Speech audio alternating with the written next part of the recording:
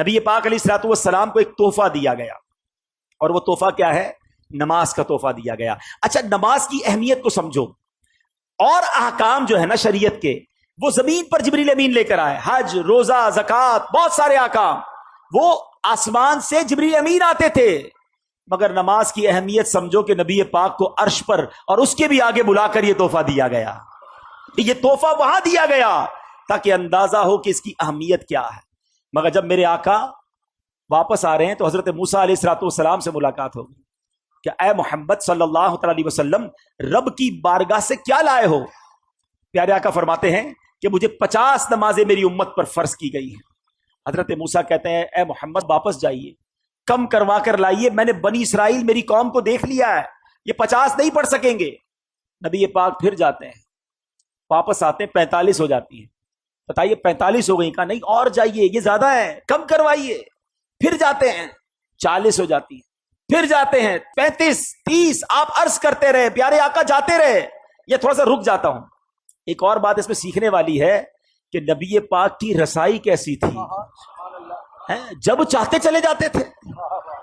یہ ایک بار جانا نہیں ہوا، کسرے دنا تک کس کی رسائی، جاتے یہ ہیں، آتے یہ ہیں، پھر جاتے یہ ہیں، آتے یہ ہیں۔ یہ کیسا کنیکشن تھا، یہ کیسی اجازت تھی۔ اچھا، ایک اور عشق والی بات علماء کہتے ہیں کہ حضرت موسیٰ نے ہمارا تو بھلا کیا ہی کیا، اپنا بھی ایک بھلا کیا تھا۔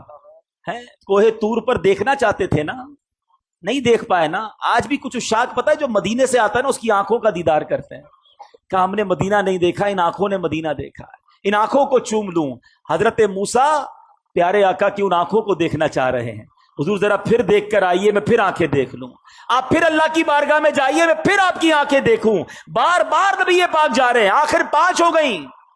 حضرت موسیٰ نے تو وہاں بھی کہا تھا حضور اس کو بھی کم کروا کے لائیے۔ نبی پاک فرماتے ہیں مجھے حیا آتی ہے اللہ کی بارگاہ سے۔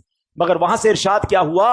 حدیث پاک ہے کہ جب 50 سے 5 کر دی گئیں تو آواز دی گئی اے محبوب، ہماری بات نہیں بدلتی، آپ علیہ الصلوۃ والسلام کے لیے ان 5 کے بدلے میں 50 کا ثواب ہے۔ اے مسلمانوں، یہ تحفہ معراج کی رات ملا ہے۔ ایک اور عقیدے کی بات، عشق کی بات ہے۔ لوگ کہتے ہیں دنیا سے پردہ فرمانے کے بعد کوئی مدد نہیں کر سکتا۔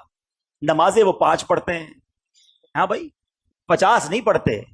یہ مدد کس نے کی تھی؟ یہ مشورہ کس نے دیا تھا؟ حضرت موسیٰ علیہ السلام نے۔ وہ تو پردہ فرما چکے تھے۔ تو اگر مدد مانگنا غیر اللہ سے اور وہ بھی دنیا سے چلا گیا غلط ہے، تو پھر ان لوگوں کو تو 50 پڑھنی چاہیے۔ ہم تو مانتے ہیں بھائی کہ اللہ والے دنیا سے جانے کے بعد بھی مدد فرماتے ہیں۔ تو اب یہ سمجھنے والی بات ہے کہ یہ احادیث میں ہے، اللہ کے حبیب فرما رہے ہیں کہ مجھے حضرت موسیٰ نے کہا کہ جائیے واپس عرض کیجئے۔ تو اس کا مطلب یہ ہوا کہ اللہ کے نیک بندے اور انبیاء تو سبحان اللہ، انبیاء، صحابہ، اولیاء اللہ کے کرم سے یہ دنیا سے پردہ فرمانے کے بعد بھی مدد کرتے ہیں۔ یہ یقیناً ہمارا عقیدہ ہے کہ جتنے یہ جو بزرگان دین ہیں، یہ مرنے کے بعد جو بھی ہیلپ کرتے ہیں یہ اللہ کی عطا سے کرتے ہیں۔ یہ ہمیشہ یاد رکھیے، بِإِذْنِ اللہ، اللہ انہیں یہ پاور دیتا ہے اور وہ رب کی عطا سے کسی کی مدد کرتے ہیں۔ ہر نبی، ہر ولی، ہر صحابی وہ محتاج ہے رب کا، رب کسی کا محتاج نہیں ہے۔ تو اگر یہ عقیدہ ہے تو اس میں کوئی پرابلم نہیں ہے اور اس میں کنفیوز ہونے کی بھی ضرورت نہیں ہے۔